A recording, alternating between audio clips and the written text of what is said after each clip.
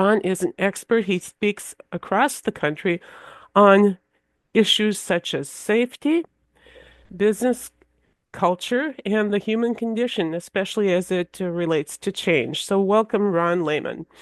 Thank you. Thanks very much, Linda, and it is a pleasure to be here. I'm joining you all from the frozen tundra of Minnesota. Um, and as Linda said, what I'm fascinated with is the human condition and how we are as humans. And I know there's a lot of emphasis put on our differences, but I'm kind of more interested in our similarities and the things that make up the way we go about our lives, way we go about business, and that make us unbelievably innovative and successful, and sometimes not as successful and not very innovative. And sometimes we can do that in the space of 1 or 2 days, or 1 or 2 hours, or 10 minutes. Um, but I really look at how we show up, how humans show up, and the things that can get in our way, many of them subconscious. But also, those are often the same things that can make us um, be amazing. So, and one of those things is how we as humans respond to and experience change. And that's really kind of the focus that I want to talk about today. So, let's just dive in. So, I think we're all very common in common use or hearing the cliche about change, that it's a constant, it's always around us, but that's actually nothing new. In fact, Heraclitus, the Greek philosopher, 2,500 years ago said, "There is nothing permanent except change." So we've kind of known that, but I think like all cliches, we hear it and we say it, but we don't necessarily really take that to heart and say, change is the way of the world. Um, and the sense that change is a constant is extremely true in business. So I want to share one example of this with you. So um, there was a company that created an innovative delivery system. It was a delivery system like nothing else existed. And it was more expensive than other ways to do it, but it was much, much faster. And it fundamentally changed how both businesses and governments could send things.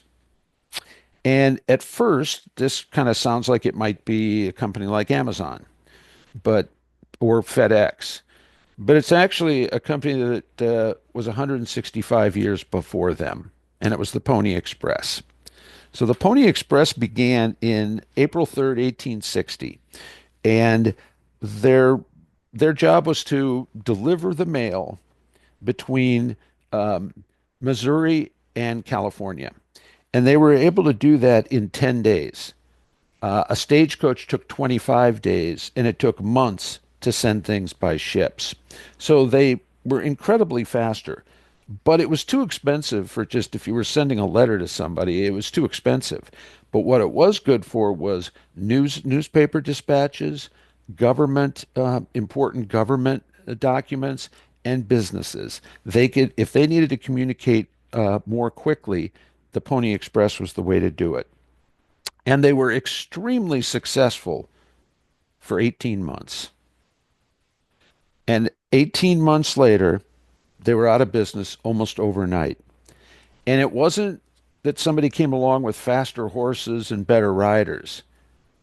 It was that Western Union invented the telegraph. And now messages could be sent instantaneously.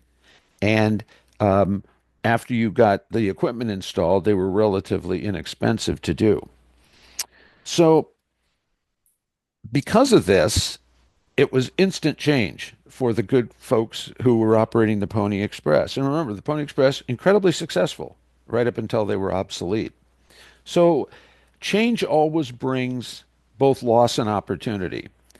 So for the horses and riders, they were out of a job right away. And for the station agents, who ran the various stopover points, some of them lost their jobs, but some of them learned Morse code, and they became the telegraph operators. And by the way, they made more money doing that. It was a more stable job, and um, it was so they prospered under this change, but they had to take the step to learn Morse code. Others didn't. It also created a lot of jobs for the people who made the telegraph equipment, loggers, wire manufacturers, and the linemen who put up all these poles. So jobs were created, but the horses and riders were out. So if so, change has been part of business for a long time. 165 years ago, it was true for Pony Express, but it seems like recently it seems to have picked up in speed a little bit. And um, think about all the different companies that have had been around for a very long time, or not as long, but were very well known, very successful, and change either swamped them completely and put them out of business or forced them to change radically. Big names, lots of them, but uh, change change came to all of them. So today, I often hear the change we experience today is described as VUCA, VUCA, volatile, uncertain, complex, and ambiguous. So volatile means it's rapid change. It's coming at us constantly. It's nonlinear, so it doesn't always come from the same direction. And sometimes it's on a very large scale, as people in your community experienced last September. It's uncertain.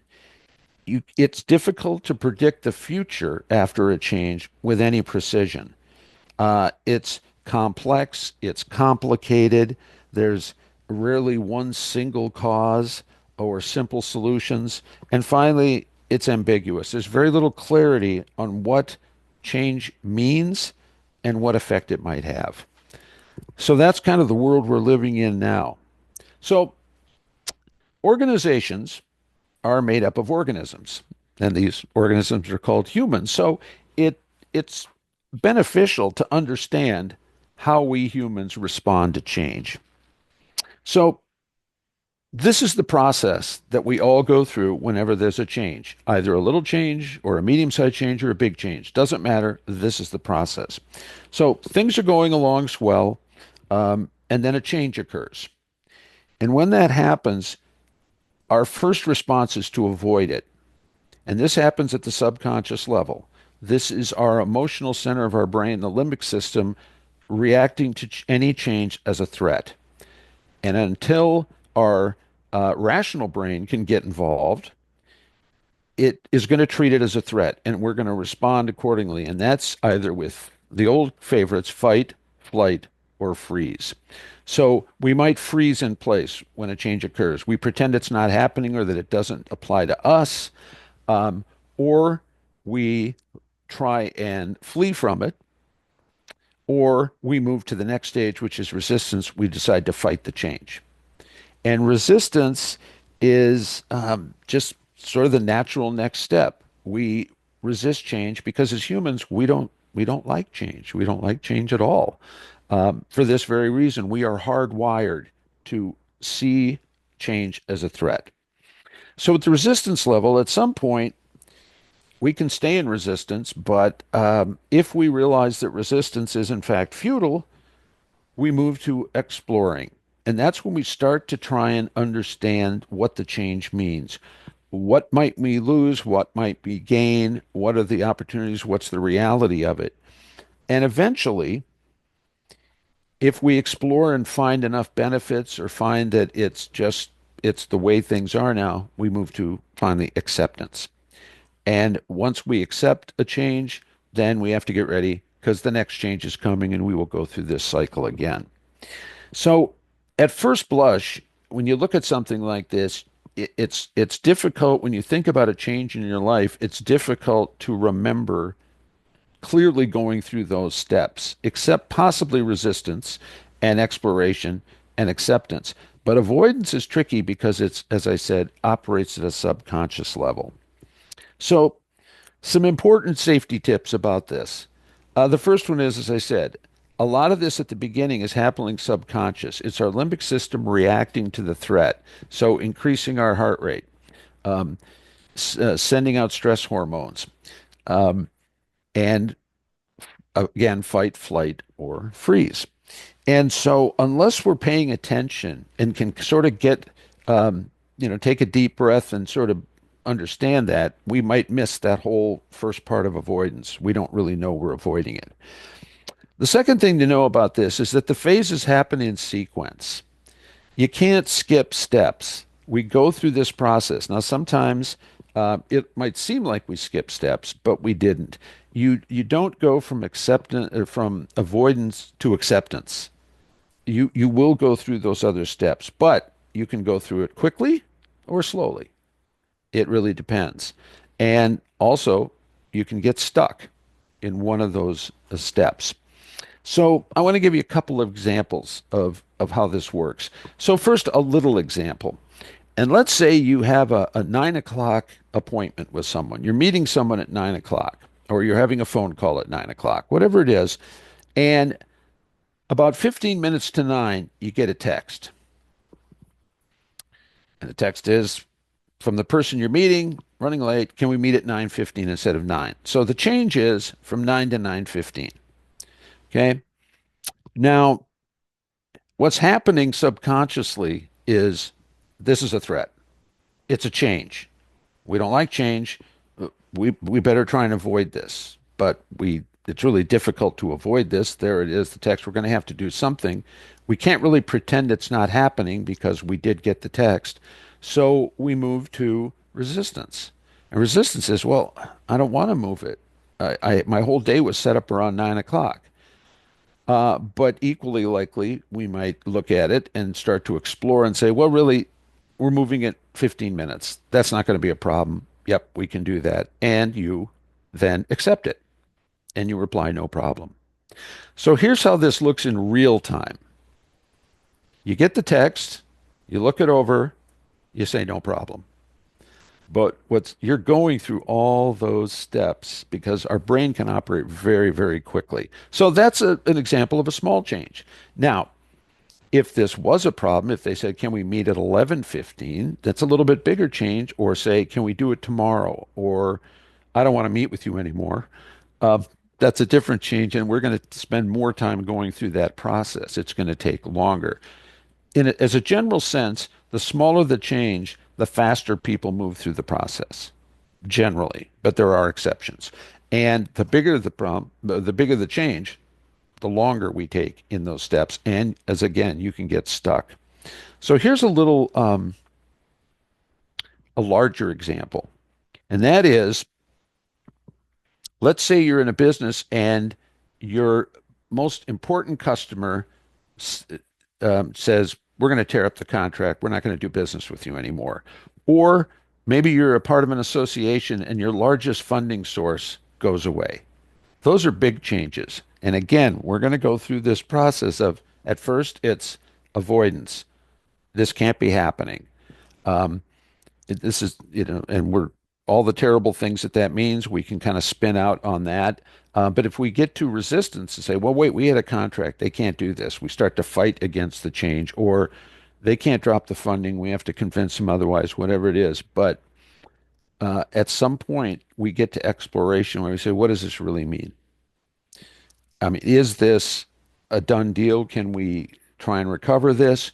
Or this change is significant and it means we have to change, we have to create some change and say we have to get more clients or different clients or figure out why we lost that account or whatever it is. So it may take a little longer, but you're going to go through the same process until you accept the change as the new reality.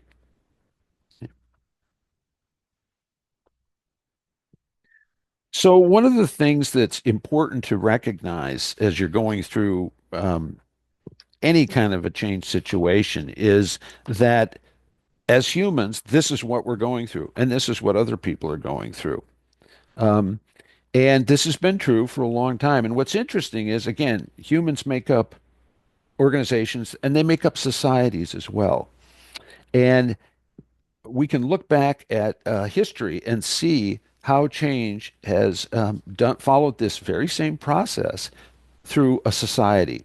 So I want to give you an example. You might be very surprised to learn how worried people were when something brand new came into the world. And, this happens all the time. A new thing appears. Some people think it's cool very quickly. Other people resist, and eventually people accept it. And here's the example I want to share with you: coffee.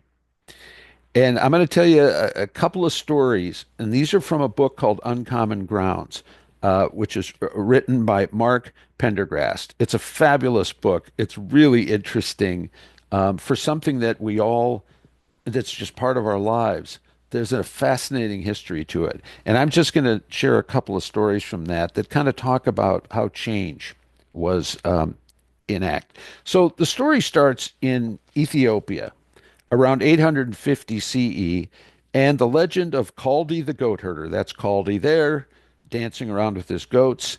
And so one day, as the legend goes, Kaldi was out with his goats, and he noticed they were eating these berries off the ground. And then they would just make them go crazy. They would jump around and dance and be very manic. And so naturally, Kaldi decided to try them himself.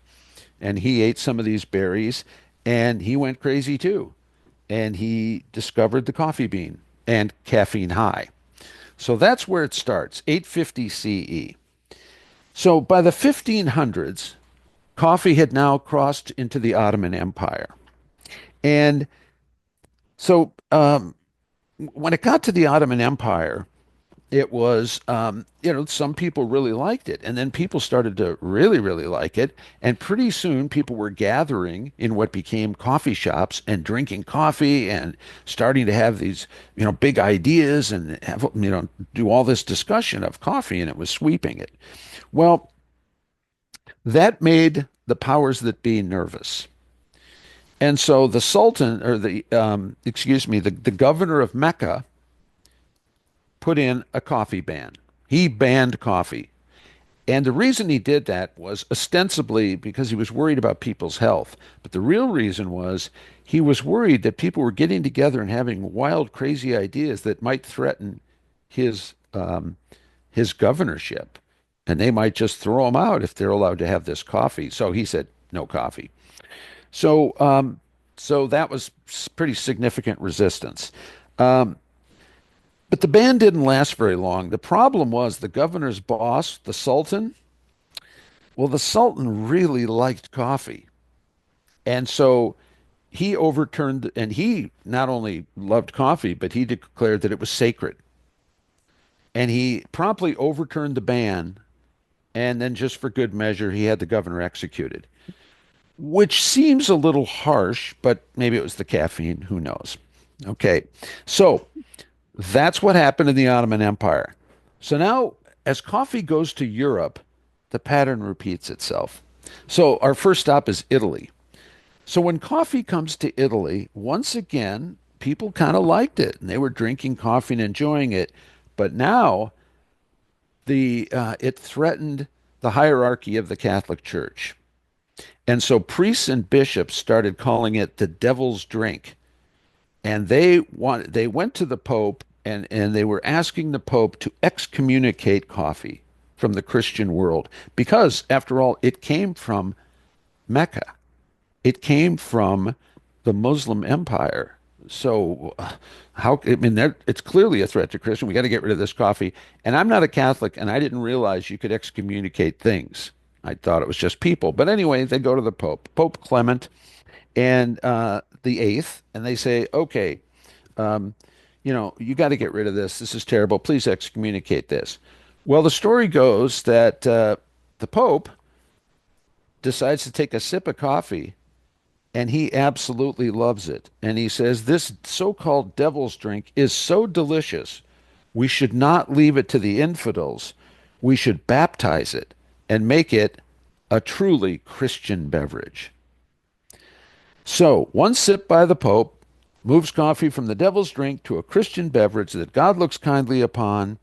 That's acceptance. And pretty soon, everybody's okay to drink coffee. And so, uh, Italy is now on the coffee train. So, one more example, and now we go to Sweden. So, in Parliament completely banned coffee in 1746, which comes as a surprise to Scandinavians because we sort of grow up with the idea that coffee is just our thing.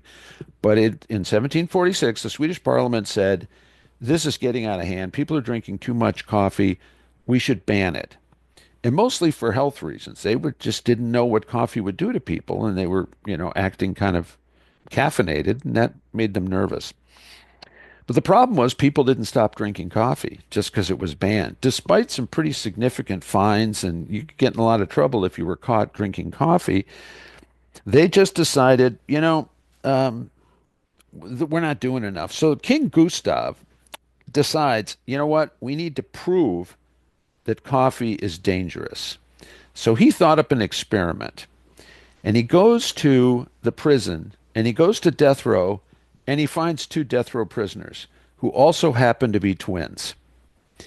And so, beginning immediately, one twin had to drink ridiculous amounts of tea every day, and the other twin had to drink ridiculous amounts of coffee every day. And a group of doctors monitored the two of them and reported back to the king.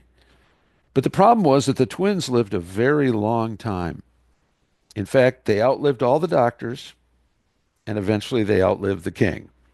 And then coffee became okay. The ban was lifted, and everyone accepted coffee.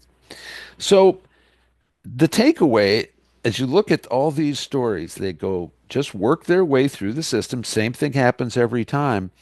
Um, the takeaway is that once society and humans saw more benefits than downsides, they accepted the change as the new way things are around here. And that's true on an individual level and in societies. But the biggest takeaway I get from this story is that often the fear and resistance to change is really about loss. It's the sense that we respond to any change with a fear that it will cause us to lose something that we have. And, we don't know what that is exactly, but that's where we go. And it's this fear of loss that keeps us from exploring change and finding opportunities. And like the Pony Express, there's loss and opportunity in any change. Um, and so the challenge is for us to get past avoid and resist and get to exploration as quickly as we can so we can really see what's this change really about? What are the losses? What are the gains? What are the risks? What are the benefits? And then we can accept the change and make a choice as to how we move forward. So one of the things that I just, it again, avoidance is really about the fear of loss. And then we get to resistance, and that's trying to protect what we have because, we have a comfort zone and we like to stay in it, and change always threatens our comfort zone. But once we get to explore, then we're kind of in the discovery mode and we're really trying to understand this and then eventually accept it. Now, acceptance is not the same as loving it. We can get to acceptance to say, this is a reality. This is um, the new normal, if you will, although I'm not sure there is a normal anymore. But when we get there, it's not necessarily about saying, hey, this is great, we love it. For some, it is. Some people will get through this system really quickly and they will, come to embrace it, but they will accept it as part of life as we move forward.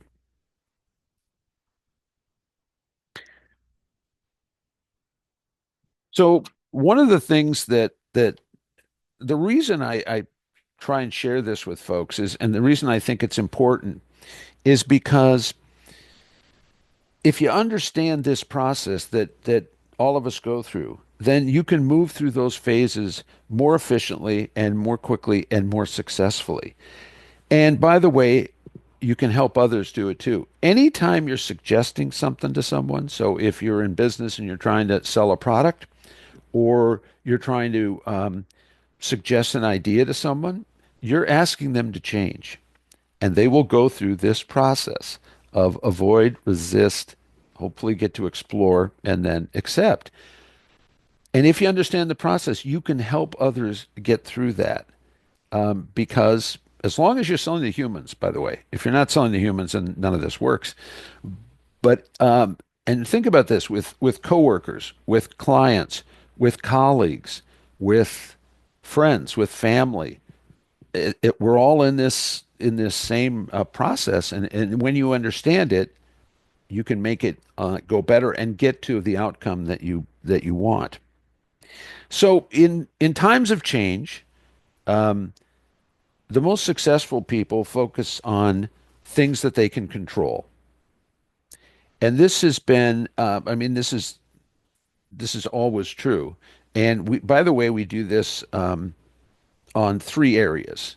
We can control our emotional response, and that's simple but not easy because, again, it starts subconsciously. We have to take a deep breath and just be present and kind of understand how am I responding and what's the best thing, what's the best emotional response for this situation.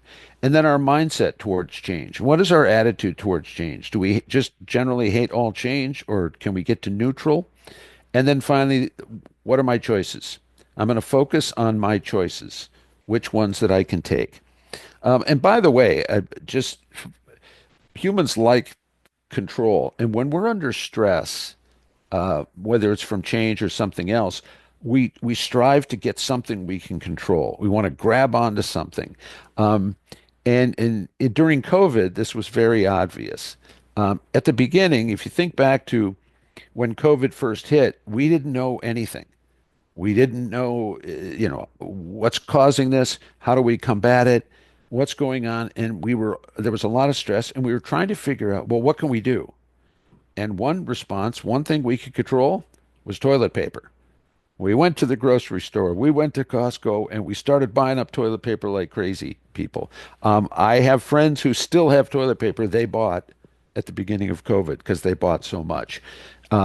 There was it seemed to be a shortage, but there really wasn't. There was plenty of toilet paper. It was just that people were buying it at such a high rate.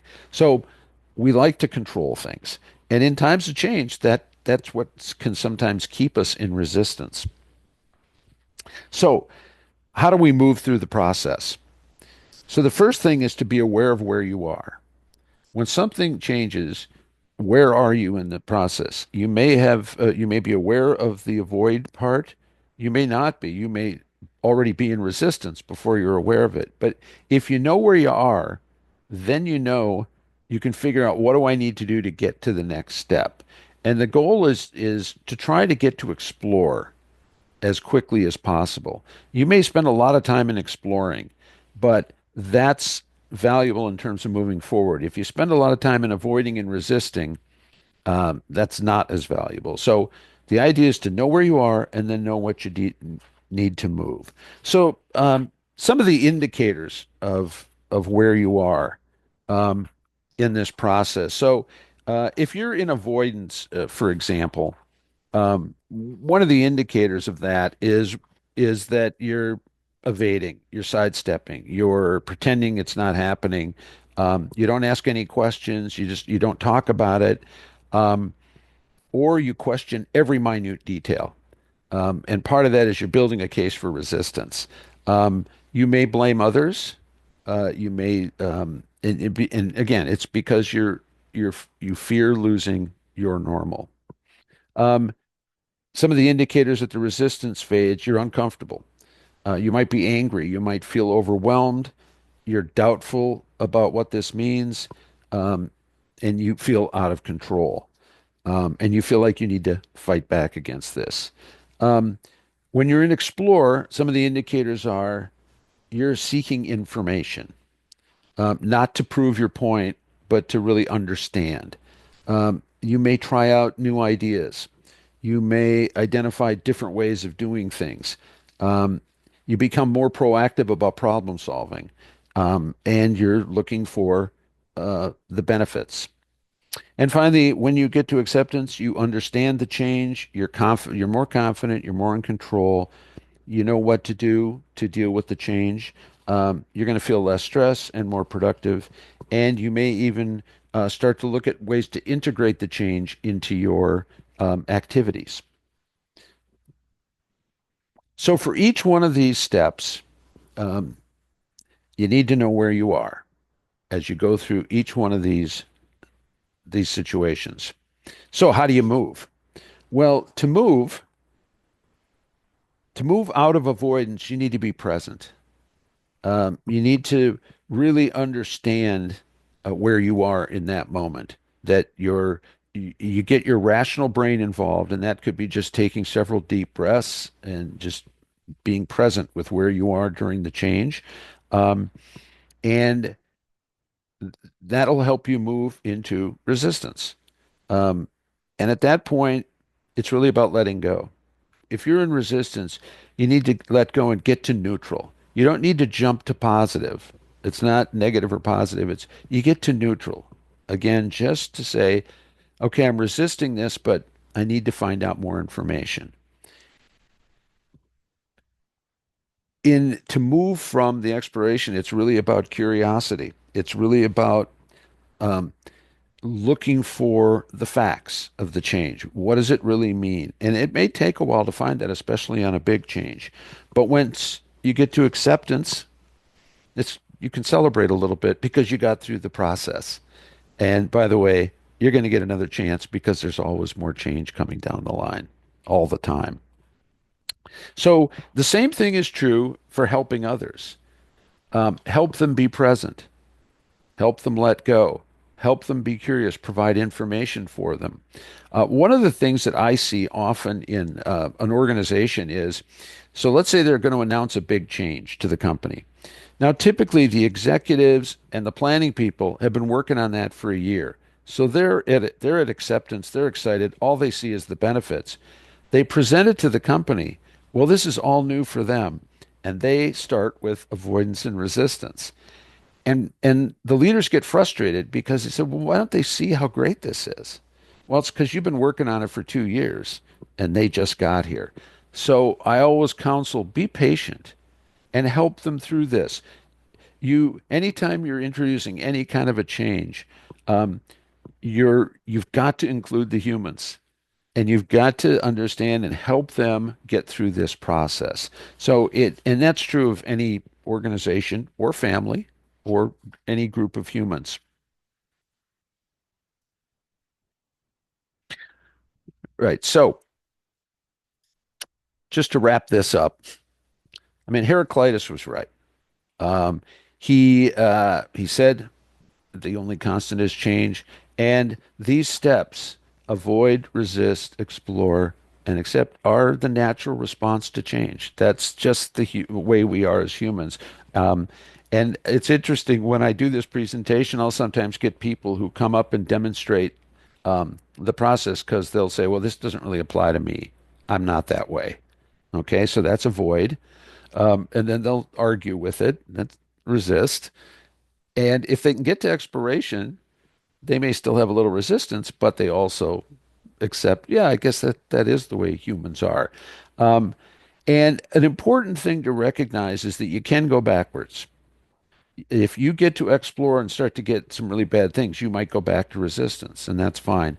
Um, I am almost concerned about people who seem to go from avoid to accept really quickly on a big change. I think that sometimes is acceptance theater, and people will pretend they accept or think it's a great idea because they think they're supposed to, but that's not really where they are, and there may be some um, covert resistance that goes on behind that. But the point of this is if we get good at this and help others to get good at it, um, we can all deal with change, which is inevitable, a little more efficiency with a little less stress, and kind of see what are the opportunities. And if there are risks, we can understand those clearly and know what our steps are to mitigate those. And one final kind of point I want to make is sometimes the best way to respond to change is to create it and be a change agent and start to say, rather than respond to change, let's create some. Let's make some changes. But a good change agent understands this process and makes sure that he is bringing people along by helping them through each step in that process.